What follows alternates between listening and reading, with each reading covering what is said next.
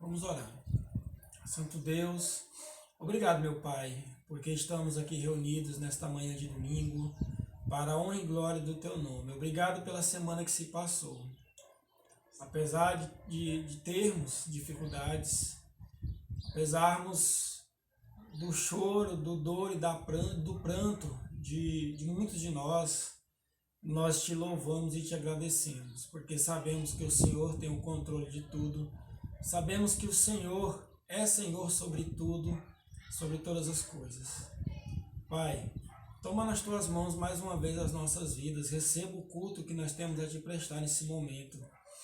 Fala conosco através da tua palavra, recebe a adoração, recebe o louvor, receba as nossas vidas e toma-nos nas tuas mãos, Senhor.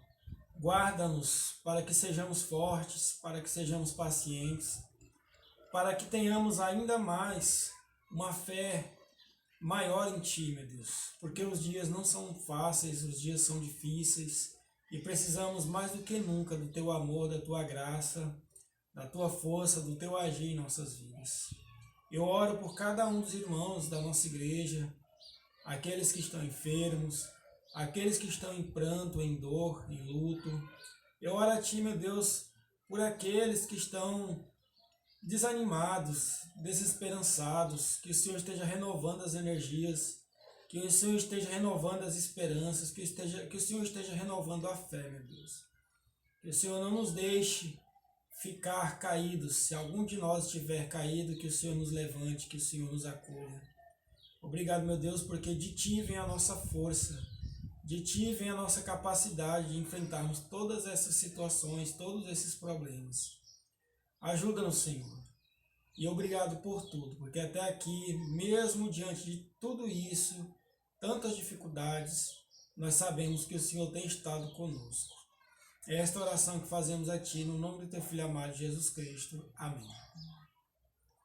Então, meus irmãos, vamos louvar ao nosso Deus, vamos cantar ao nosso Deus, porque Ele é digno de toda a honra, de toda a glória e de todo louvor. E como eu falei na oração, nós sabemos que Ele está sempre conosco. O Espírito Santo de Deus é quem nos fortalece, é quem nos faz lembrar de toda a Sua palavra, de todos os Seus ensinamentos. Por isso nós louvamos, por isso nós o adoramos, por isso nós o buscamos todos os dias. Vamos louvar o nosso Deus com a música Espírito Santo.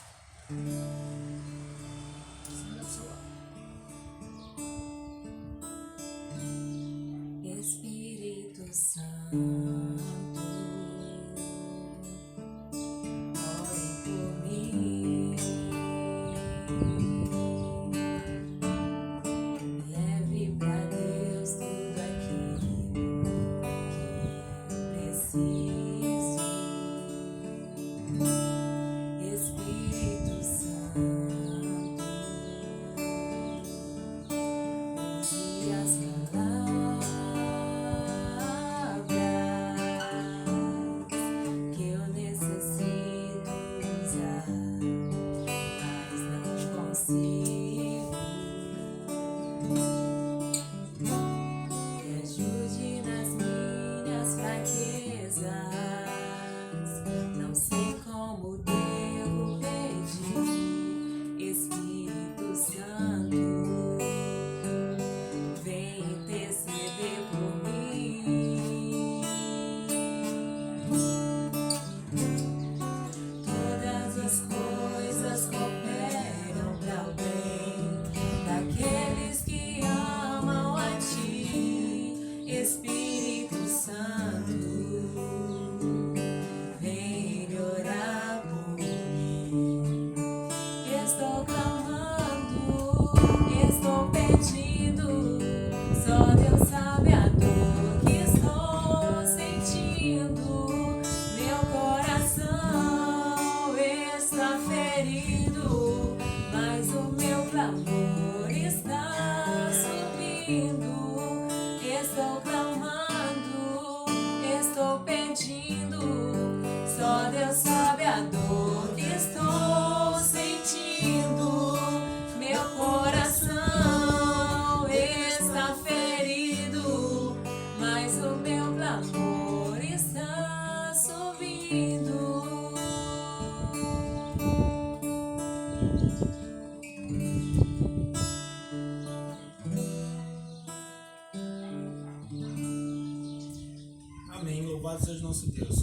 essa música, né? Nós sempre clamamos e temos a certeza de que o nosso Deus, através do Teu Espírito Santo, tem nos ajudado e tem nos fortalecido. Vamos continuar louvando o nosso Deus com a música Teu Reino.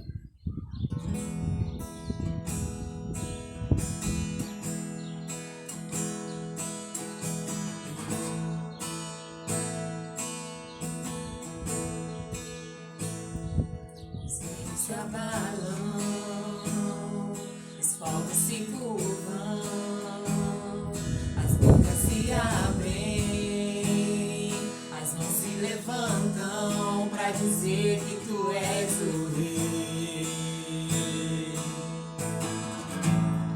pra dizer que tu és o Senhor.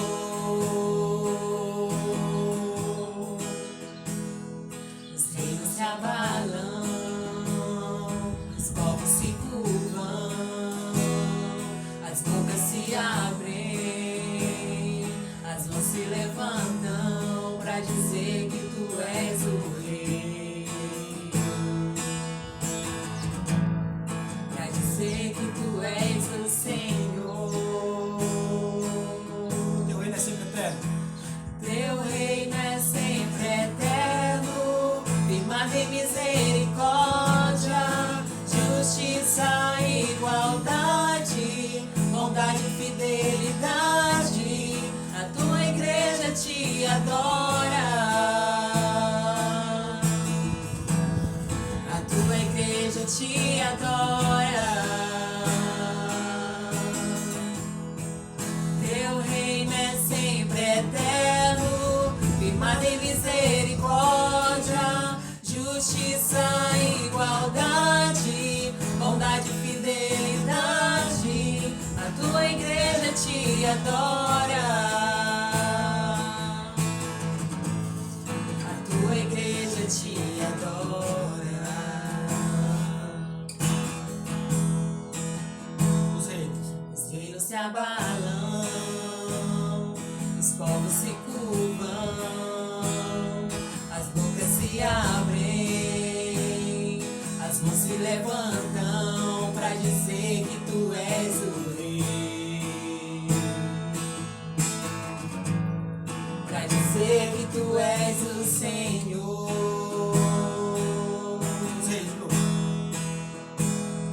Os reinos se abalam, os povos se curvam, as bocas se abrem, as mãos se levantam pra dizer que tu és o Rei, pra dizer que tu és o Senhor, pra dizer que tu és o Rei, pra dizer que tu és o Senhor. Teu reino é sempre eterno, firmado em misericórdia, justiça e igualdade, bondade e fidelidade, a tua igreja te adora, a tua igreja te adora.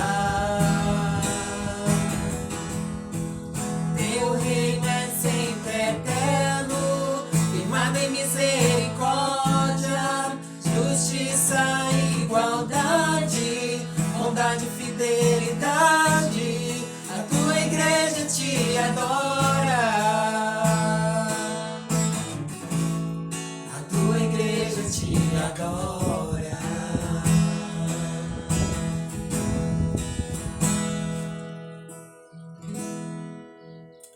Glória a Deus. Então o reino do nosso Deus é sempre eterno e nós estaremos sempre adorando a Ele. Enquanto a Carol se retira aqui, eu quero convidá-los a abrirem suas Bíblias no livro de Apocalipse, capítulo de número 21. Pega uma água para mim, por favor. Apocalipse, capítulo de número 21. Apocalipse 21, do verso 1 ao 8. Ele diz assim: Então vi novos céus e nova terra, pois o primeiro céu e a primeira terra tinham passado, e o mar já não mais existia. Vi a cidade santa, Nova Jerusalém, que descia dos céus, da parte de Deus, preparada como uma noiva adornada para o seu marido. Ouvi uma forte voz que vinha do trono e dizia: agora o tabernáculo de Deus está entre os homens, com os quais ele viverá. Eles serão os seus povos, o próprio Deus estará com eles e será o seu Deus. Ele enxugará dos seus olhos toda lágrima. Não haverá mais morte, nem tristeza, nem choro, nem dor, pois a antiga ordem já passou. Verso 5. Aquele que estava sentado no trono disse: estou fazendo novas todas as coisas. E acrescentou: escreva isto, pois estas palavras são verdadeiras e dignas de confiança. Disse-me ainda: está feito. Eu sou o Alfa e o Ômega, o princípio e o fim. A quem tiver sede, darei de beber gratuitamente da fonte da água da vida. O vencedor herdará tudo isso, e eu serei seu Deus, e ele será meu filho. Mas, verso 8, mas os covardes, os incrédulos, os depravados, os assassinos, os que cometem imoralidade sexual, os que praticam feitiçaria, os idólatras e todos os mentirosos, o lugar deles será no lago de fogo que arde com enxofre. Esta é a segunda morte. Irmãos, então o título da nossa reflexão desta manhã é: Ele enxugará toda lágrima. Deus enxugará toda lágrima. O Senhor Jesus enxugará toda lágrima. Irmãos, todos nós estamos vendo aí como é que está a nossa situação. Hoje em Teresina, desde ontem, na verdade o governador havia dito que esses últimos 4 dias, a contar de quinta-feira até hoje, domingo, funcionaria em Teresina o chamado lockdown, que é o fechamento total ou parcial de todos os comércios, enfim, de o funcionamento das lojas. E tudo isso nós sabemos em decorrência dessa praga que está assolando não somente o Brasil, não somente Teresina, mas todo mundo. Quando a gente liga a televisão, a gente vê aí o tanto de mortes. Recentemente, no último domingo, há 7 dias atrás, nós infelizmente choramos a partida do seu Arnaldo, pai do Guilherme, da Verônica e esposa da irmã Ivone. E muitas famílias têm sofrido com tudo isso. E não somente por conta do vírus em si, mas, por exemplo, eu tive que labutar com a minha mãe, eu tive que ir umas 2 vezes em Timon, e já fui também essa semana visitá-la, por conta de um problema de saúde que ela está passando, que não tem nada a ver com o coronavírus, mas está tendo uma certa dificuldade, porque a gente vê como é que tá os hospitais, a gente tem aquele receio de ir ao médico, porque a gente tem visto que o local onde tem havido o maior índice de contágio são nos hospitais, e os atendimentos também às outras doenças têm tido um pouco mais de dificuldade, porque a maior parte dos esforços tem sido focado nessa questão da Covid-19. Então, irmãos, a gente não tem vivido dias fáceis, muito pelo contrário. Mais do que nunca, os dias têm sido maus, difíceis. E fora isso, a gente tem visto aí algumas coisas acontecendo que para alguns apontam, são sinais de que a vinda do Senhor Jesus está mais próxima do que alguns imaginam. A gente viu lá essa praga de gafanhoto que estava vindo em direção ao Brasil. A gente viu aquela nuvem de poeira lá da Índia se deslocando do continente africano para o continente norte-americano. Continente não, né? Para a região ali dos norte-americanos, Estados Unidos. A gente tem visto aqui também no sul do nosso país, lá em Santa Catarina, aquele ciclone, aquela ventania que derrubou árvores, casas, houveram também algumas mortes. Enfim, irmãos, são muitas coisas acontecendo que de fato nos apontam que a vinda do Senhor Jesus está muito próxima. Toda essa questão política, toda essa questão de uma... Porque esse problema político ele está apontando para um governo mundial, essa pandemia também, né? E aqui mesmo o livro de Apocalipse nos fala que chegará o tempo em que haverá um governo mundial, eles levantarão um líder mundial que terá como promessa principal a paz mundial, e é isso que todos anseiam, a paz no que diz respeito à saúde, no que diz respeito às guerras, no que diz respeito à economia, no que diz respeito às políticas. Então o mundo ele anseia por isso, e com o avanço da tecnologia e com a globalização, a gente vê que não vai demorar a chegar esse tempo em que haverá um líder. A gente já tem aí organizações mundiais, né, como a ONU, a OMS e outras, dentre outras, que tem essa ideia de unificação mundial dos governos, das entidades, porque agora o problema não é só um problema do Brasil, não é só um problema dos Estados Unidos, o problema ele não é só da Europa. Um problema tipo a pandemia, o coronavírus, né, Covid-19, é um problema de ordem mundial. O problema do meio ambiente, a preservação do meio ambiente, não é um problema só da Amazônia, é um problema mundial. Então todo esse quadro ele se desenha para que haja um governo mundial. O que os políticos dizem é que não pode haver essa facção, essa divisão. O Brasil cuida das coisas do Brasil, os Estados Unidos das coisas que são dos Estados Unidos, a China cuida das coisas da China. Não. Por exemplo, esse vírus ele surgiu na China e agora ele está afetando o mundo todo.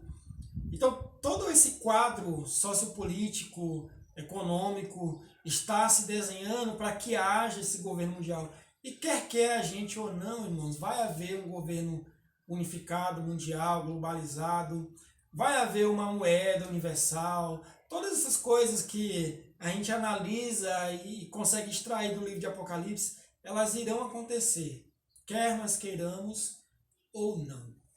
Mas aqui, irmãos, nessa leitura que a gente fez nesta manhã, aonde nós queremos trazer como tema que Deus enxugará toda lágrima, a primeira coisa que eu vejo que nos dá essa certeza de que Deus enxugará toda lágrima, porque, irmãos, as nossas esperanças elas não podem estar neste mundo.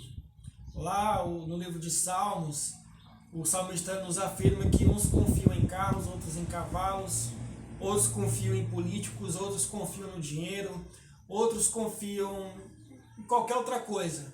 Porém, nós devemos nos alegrar e confiar no nosso Deus. Porque, irmãos, por mais que nós venhamos a dar credibilidade a um político, ou a um partido, ou a uma entidade como a Igreja Batista, ou a Igreja Universal, ou a Igreja Católica, ou a Adventista, por mais que nós tenhamos esperança em coisas deste mundo, a nossa esperança última, final, a nossa maior esperança, ela tem que estar em Deus, porque a gente já tem notado e comprovado que tudo neste mundo é falho. Por mais que apareça aí um candidato, a gente vai ter agora eleições aí para prefeito e vereador, por mais que você tenha esperança em alguém, esse alguém pode falhar com você. Mas as promessas de Deus são as promessas que não falham. Por mais que nós estejamos aflitos, ansiosos, ou mesmo depressivos, ou preocupados, ou por mais que a morte esteja diante de nós, porque, irmãos, qualquer um de nós, a qualquer momento, não só por conta dessa pandemia, mas qualquer outra situação, poderemos partir. E o que eu sempre tenho dito nas últimas pregações que eu tenho feito, nós precisamos estar preparados para quando esse dia chegar. ou da nossa partida, ou de quando Jesus chegará, descerá do céu, assim como os discípulos viram ele subindo. A palavra aqui em Apocalipse também nos diz que, da mesma forma como nós o vimos subindo, nós o veremos descendo. E nós precisamos estar preparados para que nós não venhamos a deixar de participar dessa glória que está por vir. Por isso, aqui no verso de número 1, ele diz, João está aqui fazendo uma descrição da visão que Jesus o estava dando. A gente sabe que João foi um dos apóstolos de Jesus, chamado discípulo amado, ou apóstolo amado. Esse João que está tendo essa visão, que escreveu o livro de Apocalipse, é o mesmo João que escreve o Evangelho, lá um dos 4 evangelhos, Mateus, Marcos, Lucas, João. Ele também é o mesmo João que escreve as 3 epístolas, primeira, segunda e terceira epístola ou carta de João. E ele também foi um mártir, ele sofreu por conta da perseguição a respeito dele ser um pregador de Jesus. A gente lembra lá que o governo romano, junto com os próprios israelitas, perseguiram severamente todos aqueles que professavam a fé em Jesus. E João, ele foi exilado na ilha de Patmos exatamente porque ele não queria, ele não se propôs a negar a fé em Cristo, ele não se propôs a deixar de pregar o Evangelho.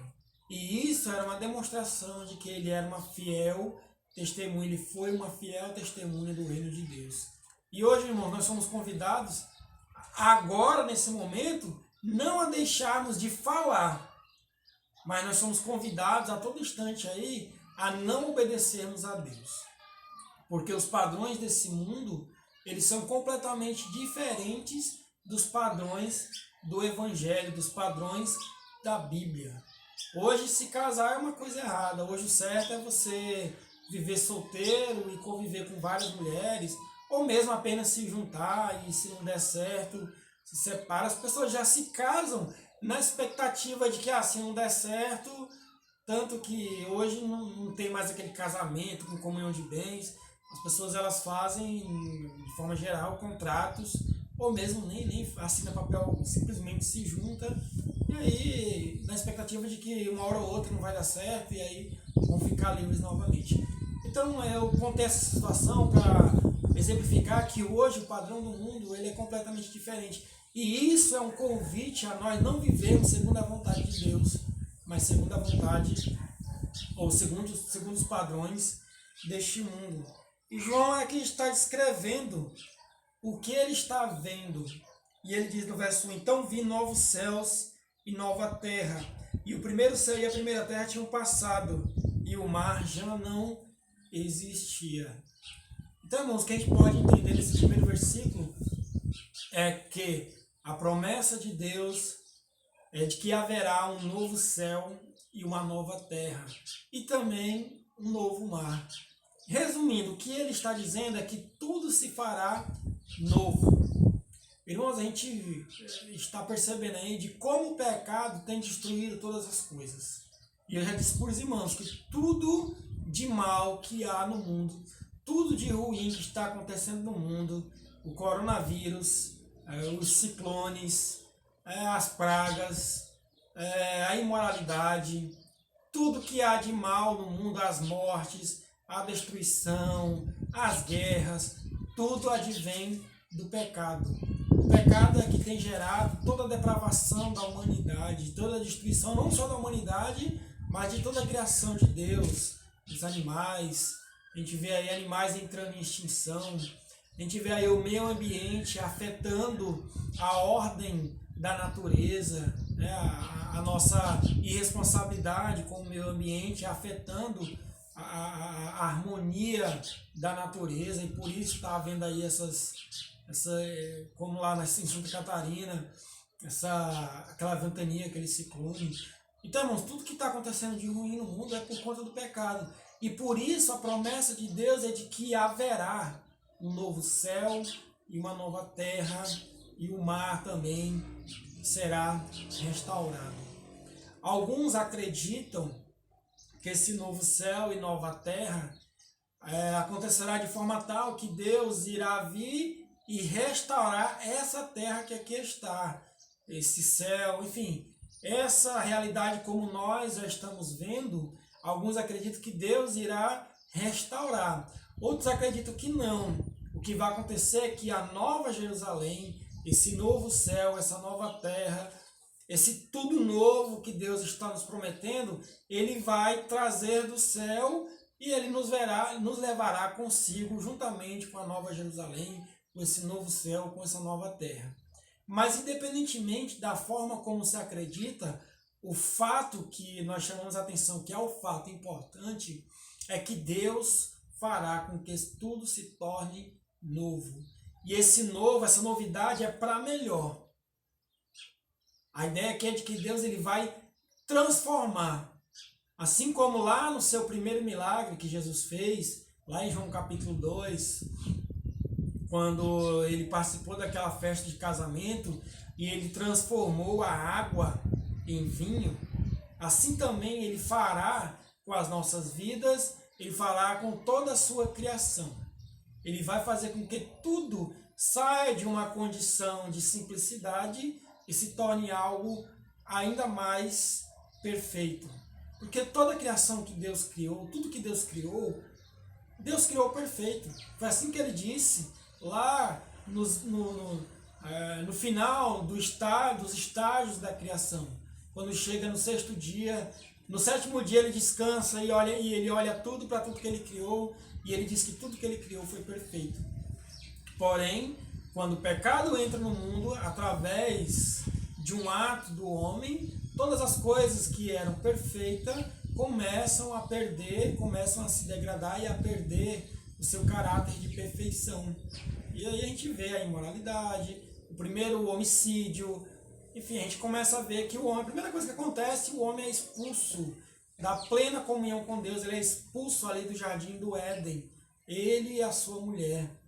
Então, irmão, a gente vê que o pecado ele sempre nos distancia da presença de Deus, da perfeição a qual Deus projetou para as nossas vidas.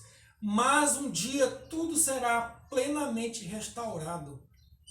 O ato da nossa conversão, da transformação das nossas vidas, que acontece quando nós conhecemos Jesus, nós vamos lá para a igreja, levantamos nossas mãos, ou mesmo você nem vai para a igreja, você ouve falar de Deus, como aconteceu lá no caso de Filipe, quando do eunuco que se encontra com Filipe, né? Ele está lá naquela carruagem e de repente Filipe aparece lá para ele, explica as escrituras e quando eles chegam lá no momento em que eles veem lá a água em abundância e ele se batiza e ele se converte. Ele não foi para uma igreja, ele simplesmente ouviu falar de Jesus, porque Filipe explica para ele uma passagem que falava de Jesus.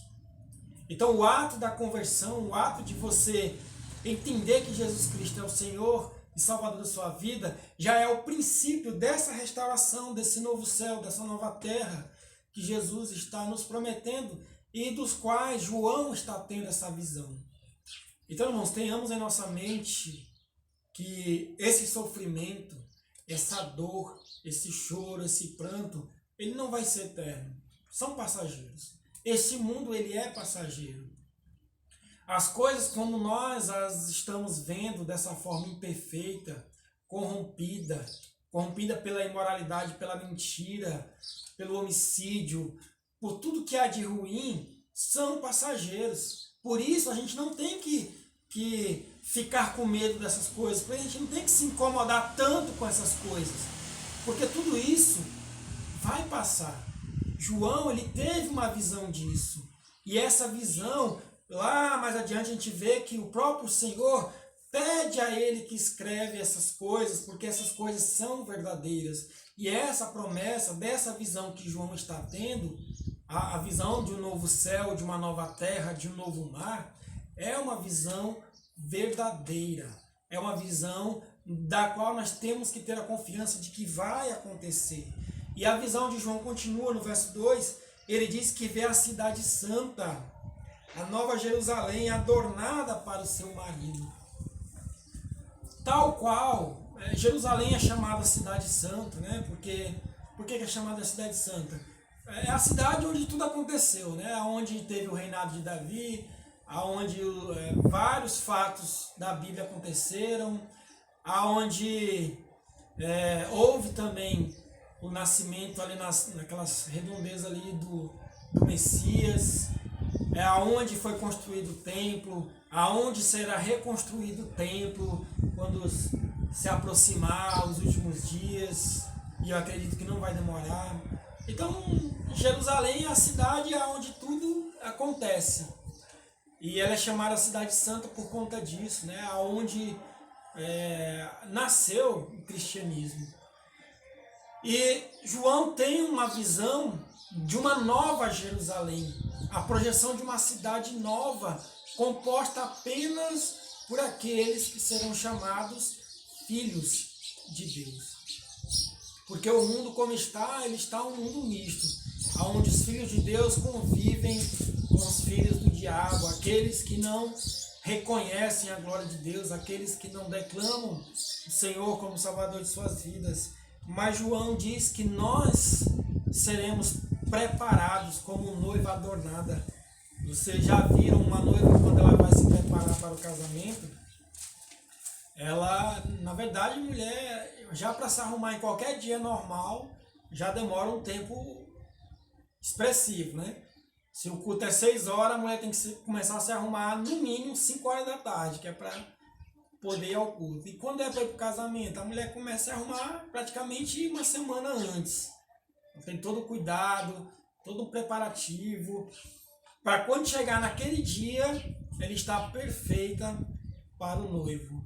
E aqui na analogia, o próprio Jesus já fez essa analogia, nós é que somos a igreja, e a igreja é a noiva de Cristo. E a igreja, nós, a igreja, estamos todos os dias nos preparando para o dia em que nós iremos ter o nosso encontro com o nosso noivo, que é Jesus. Para que possamos ter esse encontro, para que possamos nos encontrar com o noivo, nós como noiva precisamos estar perfeitamente e plenamente preparados. É por isso, irmãos, que todos os dias nós estamos lutando contra o pecado.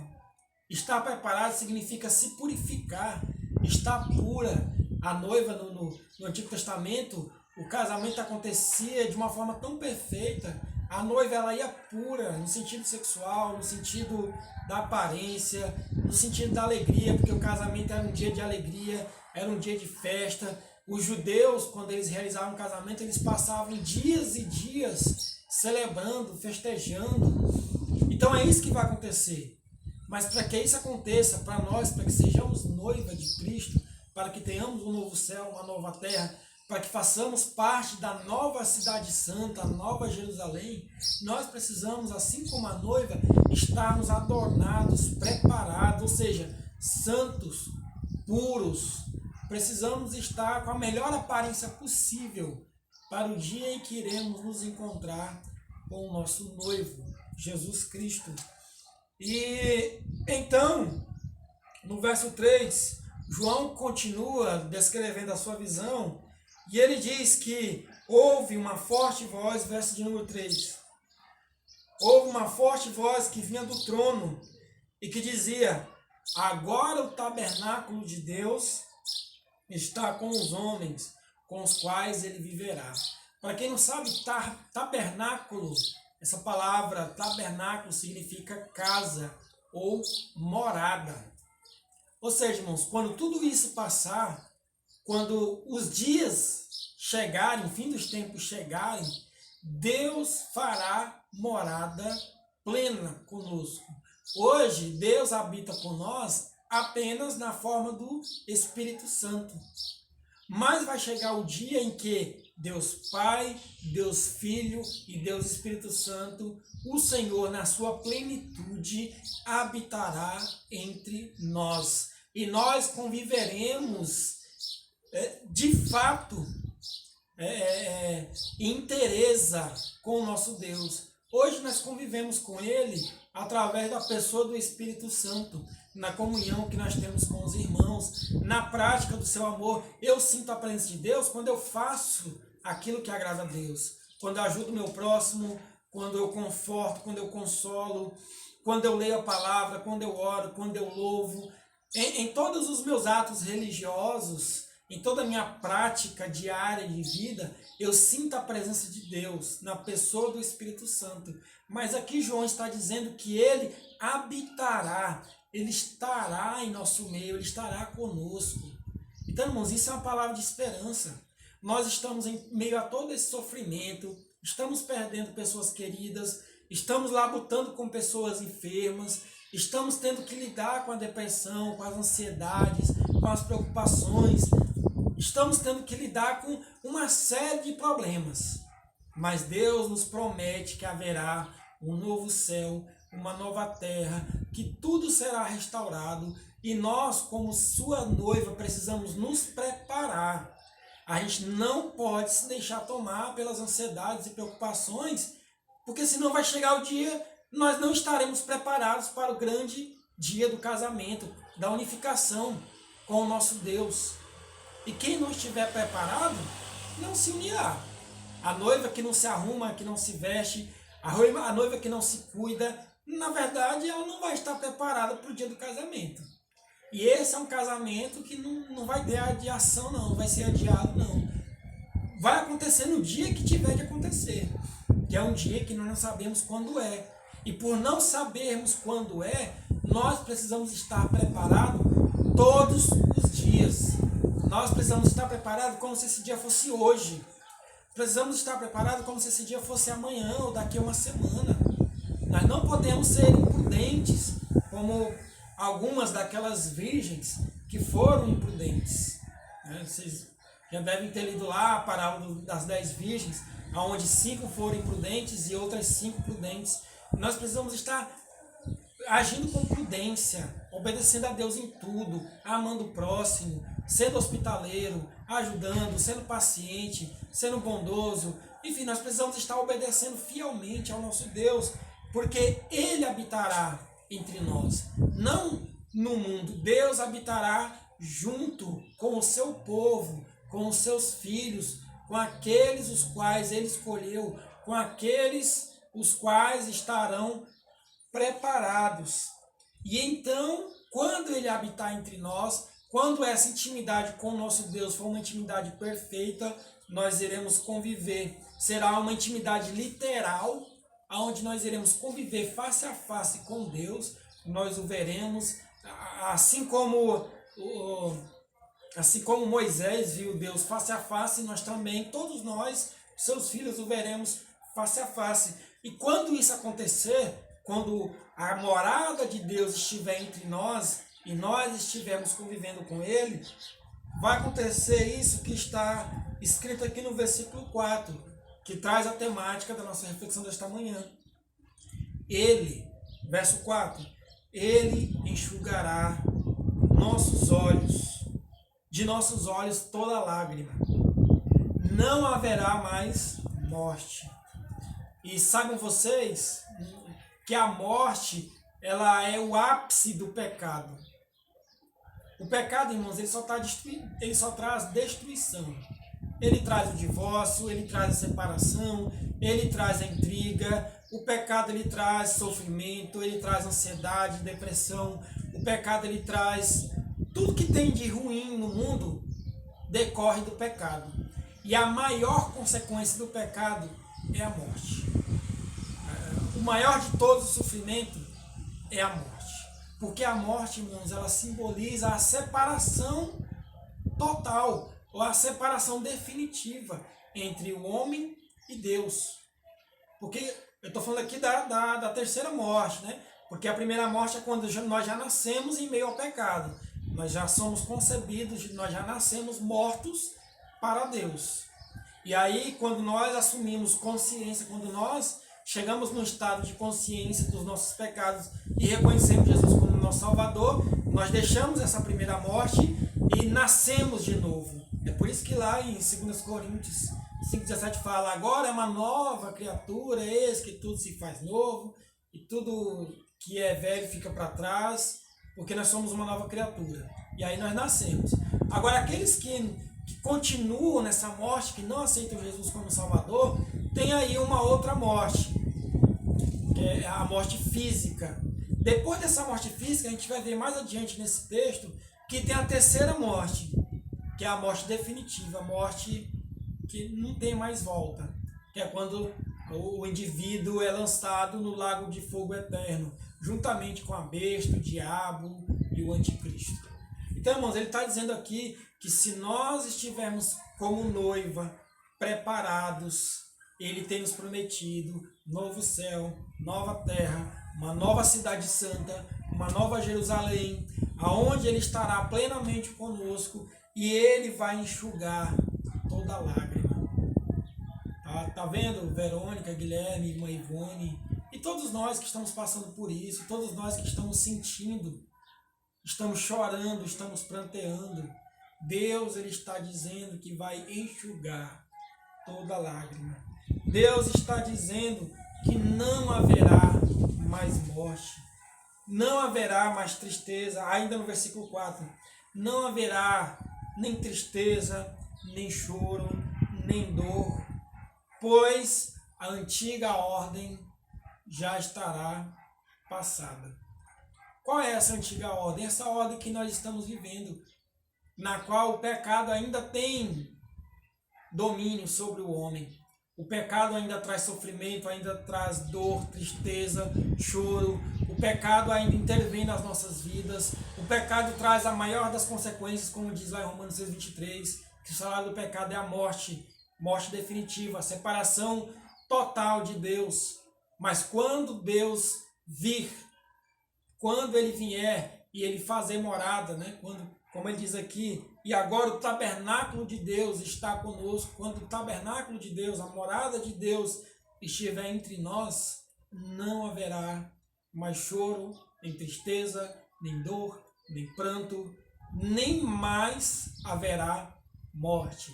Até porque o nosso Deus, na pessoa de Jesus Cristo, ele já venceu a morte naquela cruz.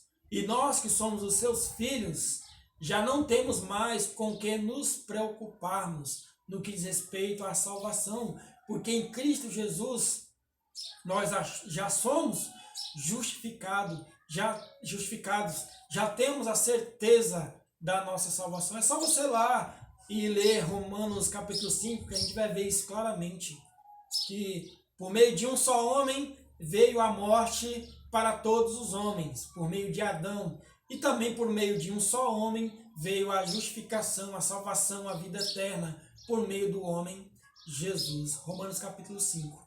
Então, irmãos, essa é a promessa de Deus.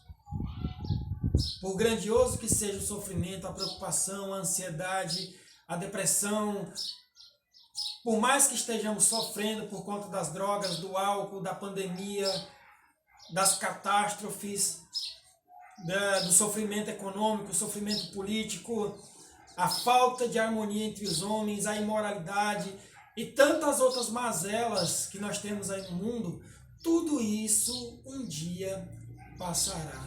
E é nessa esperança que nós nos fortalecemos todos os dias. E Deus está dizendo, haverá um novo céu, uma nova terra, uma nova Jerusalém, aonde não haverá mais dor, nem pranto, nem choro.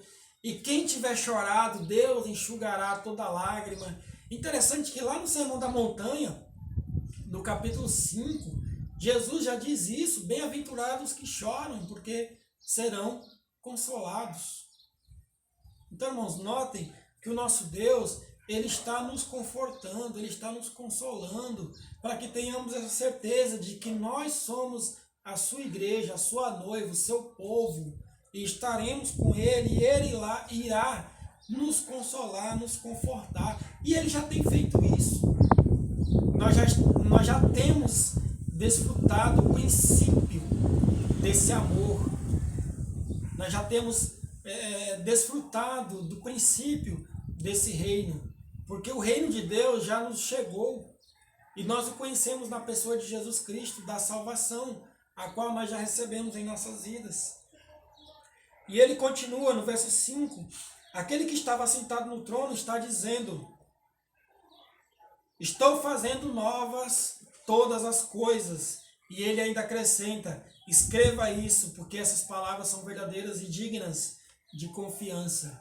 Está vendo? Mais uma vez, Deus está aqui nos confortando, nos consolando e está dizendo, olha, eu estou trabalhando, eu estou no controle de tudo, eu estou fazendo novas todas as coisas. Desde o princípio do mundo, lá em Efésios, ele já fala que antes mesmo da criação do mundo, Jesus já havia sido entregue por nós. O princípio desta obra que vai acontecer por esses dias, que está registrado aqui em Apocalipse, novos céus, nova terra, foi uma obra que Deus começou antes mesmo da fundação do mundo.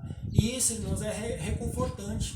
Saber que o nosso Deus está cuidando de tudo. Saber que Ele está no controle de tudo. E que um dia nós gozaremos de uma alegria eterna, de uma paz eterna. É por isso que Ele ainda diz, eu sou, verso 6, eu sou o alfa e o ômega, o princípio e o fim. Deus está dizendo, eu sou tudo. É por isso que lá no livro de Êxodo, quando Moisés é enviado a falar ao faraó, e Moisés diz, Deus, mas em nome de quem que eu vou dizer ao faraó que eu estou indo? Porque naquela época todos os deuses tinham nome. Né? Era o Deus Sol, era como é que era o nome mesmo? Era Osíris, enfim, tinha lá o nome dos deuses egípcios, não estou lembrando agora o nome de todos. E não só os egípcios, mas todos os povos tinham que ter uma referência de divindade. Os deuses tinham que ter um nome, tinham que ter uma imagem. E o nosso Deus era diferente, porque ele não tinha nome nem imagem. E o próprio Moisés se incomoda com isso, né? Porque ele foi criado naquela cultura e Deus responde para ele, quando você for lá, você diz, eu sou o enviou. E aqui ele está ratificando isso. E quando ele diz que ele é o alfa e o ômega, alfa é a primeira letra do alfabeto grego e ômega é a última. Então ele está dizendo, eu sou todas as coisas, eu sou o Criador, eu sou o princípio, eu sou o fim, eu sou o Todo-Poderoso, eu sou o que sabe de todas as coisas, eu sou aquele que se faz presente em todos os lugares. Enfim, ele está dizendo, eu sou Deus. Então se ele é Deus, ele pode tudo, ele vai restaurar tudo. Esse mundo parece um mundo sem solução. A política, a economia, a saúde, a natureza, por mais que a gente lute, por mais que a gente preserve, parece que não tem mais jeito. Mas Deus está dizendo, eu sou. Eu sou, vou usar aqui como se fosse no português, eu sou o A e o Z. Eu sou todas as coisas, eu estou em tudo, eu sou tudo. E eu tenho o poder de refazer todas as coisas. Ele é o verbo. E por isso ele está dizendo, eu sou o princípio e o fim, o alfa e o ômega. A quem tiver sede, ainda no verso 6, eu darei de beber gratuitamente da fonte da água da vida. Quem é a fonte da água da vida? Ele mesmo. E ele diz que quem bebe daquela fonte, lembram lá do diálogo com a mulher samaritana, em João capítulo 4, quando Jesus tem um encontro com a mulher samaritana e ele fala, olha, da água que eu te der de beber, você nunca mais precisará vir esse poço. O que Jesus está dizendo? Que nós não teremos mais sofrimento. Todo dia, irmãos, nós lutamos, nós buscamos a Deus, a gente busca um médico, a gente busca meios de sanar as nossas dores, as nossas dificuldades, os nossos problemas. Mas vai chegar um dia que a gente não vai mais precisar buscar isso. A gente não vai mais chorar, a gente não vai mais precisar procurar meios de enxugar a nossa lágrima, de confortar a nossa dor, o nosso pranto. Vai chegar um dia em que a alegria, a paz, a felicidade, ela será eterna. É isso que Deus está dizendo e Ele tem o poder para isso. Ele tem o poder de nos trazer uma paz não limitada, mas uma paz ilimitada, sem fim, eterna. E ele diz ainda no verso 7, o vencedor herdará tudo isso. Eu serei o seu Deus, ele será o meu filho. Vê que lá no começo nós somos criação. Deus ele cria no primeiro dia, segundo, terceiro, quarto. No quarto dia ele cria o homem, ou seja, nós somos criação. Já que no final de todas as coisas, dessas coisas passageiras, Deus ele não nos chamará mais de criação, mas de filhos. E isso acontece, irmãos, no ato da nossa conversão. E Deus está dizendo que quando Ele estabeleceu o seu reino eterno, quando Ele morar com a gente e tudo se fazer novo, novos céus, nova terra, novo mar, nova Jerusalém, nova cidade santa, um povo também todo restaurado, nós não seremos mais criação. Nós seremos, de fato e de direito, filhos. E, porém, no verso 8, para fechar, mas os covardes, ou seja, aqueles que ficam em cima do muro, que nem aceitam Jesus como Salvador e também não desaceitam, enfim, os indecisos, os covardes, os incrédulos, aqueles que realmente negam a Jesus, os depravados ou os imorais, os assassinos, os que cometem imoralidade sexual, os que praticam feitiçaria, ou seja, os que vivem enganando as pessoas, os idólatras e todos os mentirosos, o lugar deles será no lago de fogo, que arde com enxofre. Esta é a segunda morte. Segunda morte, ele está falando porque a primeira morte aqui está levando em consideração a morte física. Mas se levar em consideração todas as mortes, a primeira morte, que é a morte espiritual, a separação parcial de Deus, a qual nós já nascemos. A segunda morte é a morte física. Essa aqui vem a ser a terceira morte, que é a morte que não tem mais jeito. Então, irmãos, nós temos que nos preocupar em como está a nossa vida. Nós, enquanto noiva de Cristo, estamos adornada? O que é estar adornada? É estar tudo certinho, né? Cabelo penteado. A noiva adornada é aquela que está com o cabelo penteadinho, com o véu, grinalda, o vestido branco, as unhas feitas, o batom, toda bonitinha e perfeita, já no ponto de se encontrar com o noivo. Então, irmão, nós precisamos estar preparados. Por mais que nós tenhamos tristezas, dores, sofrimentos, preocupações, ansiedades, nós precisamos estar buscando o nosso Deus e nos preparando para o dia em que nós nos encontraremos com Ele. E esse dia pode ser hoje.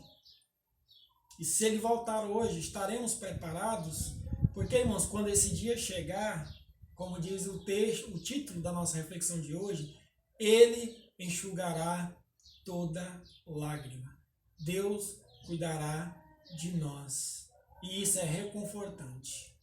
Irmãos, os sofrimentos que nós estamos passando podem ser grandes, podem ser dolorosos, podem parecer não ter fim, mas Deus nos promete que um dia Ele trará novos céus, nova terra, Ele enxugará toda lágrima, toda dor, Ele vai fazer passar todo pranto, Ele restaurará as nossas vidas, Ele habitará conosco, Ele será o nosso governante. O nosso governante não vai ser o do partido X, nem do Y, nem do Z. O nosso governante, o nosso líder, não será um líder deste mundo, mas sim o nosso Deus. E quando este dia chegar, a alegria, a felicidade serão eternos. Que a graça e a paz do nosso Senhor e Salvador Jesus Cristo esteja com todos nós. E à noite nós teremos novamente o nosso encontro às 19 horas.